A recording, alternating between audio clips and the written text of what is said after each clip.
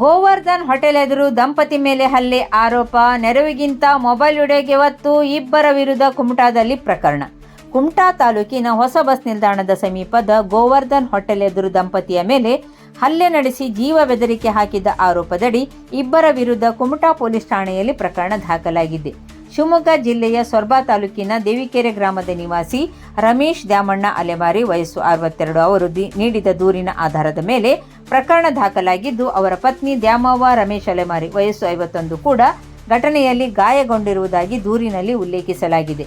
ದೂರಿನ ಪ್ರಕಾರ ಜೂನ್ 22ರಂದು ಮಧ್ಯಾಹ್ನ ಸುಮಾರು 2:30 ಗಂಟೆಗೆ ದಂಪತಿ ಕುಮಟಾ ಹೊಸ ಬಸ್ ನಿಲ್ದಾಣದ ಎದುರಿದ ಗೋವರ್ಧನ್ ಹೋಟೆಲ್ಗೆ ಊಟಕ್ಕೆ ತೆರಳುತ್ತಿದ್ದ ವೇಳೆ ಹೋಟೆಲ್ ಮಾಲೀಕ ಗಣೇಶ್ ನಾಯ್ಕ್ ಹಾಗೂ ಹೋಟೆಲ್ ವಾಚ್ಮನ್ ಗಣೇಶ್ ಗುರ್ಕಾ ದಾರಿ ತಡೆದು ಹೋಟೆಲ್ಗೆ ಬರಬಾರದು ಎಂದು ಹೇಳಿ ಹಲ್ಲೆ ನಡೆಸಿದ್ದಾರೆ ಎನ್ನಲಾಗಿದೆ.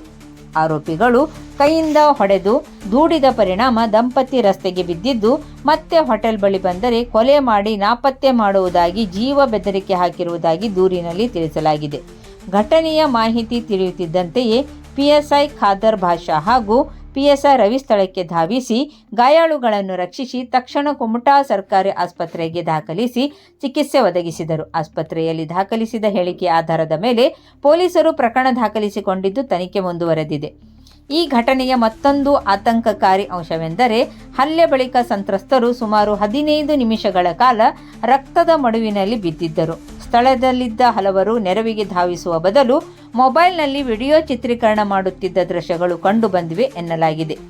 ತುರ್ತು ಸಂದರ್ಭಗಳಲ್ಲಿ ಗಾಯಾಳುಗಳನ್ನು ಆಸ್ಪತ್ರೆಗೆ ಸಾಗಿಸುವುದು, ಪ್ರಥಮ ಚಿಕಿತ್ಸೆ ನೀಡುವುದು ಹಾಗೂ ತಕ್ಷಣ 112 ಪೊಲೀಸ್ ತುರ್ತು ಸಹಾಯವಾಣಿ ಅಥವಾ 108 ಆಂಬ್ಯುಲೆನ್ಸ್ ಸೇವೆಗೆ ಮಾಹಿತಿ ನೀಡುವುದು ಪ್ರತಿಯೊಬ್ಬ ನಾಗರಿಕನ ಜವಾಬ್ದಾರಿಯಾಗಿದೆ.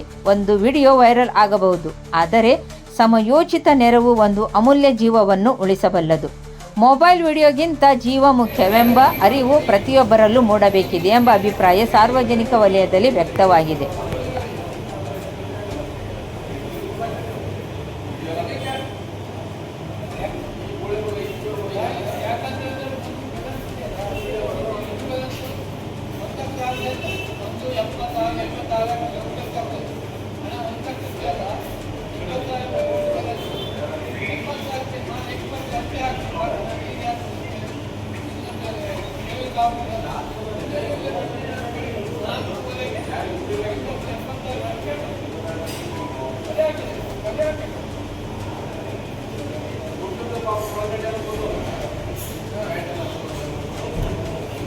ಫಸ್ಟ್ ನಿಂತಿ ಬರೋದನ್ರಿ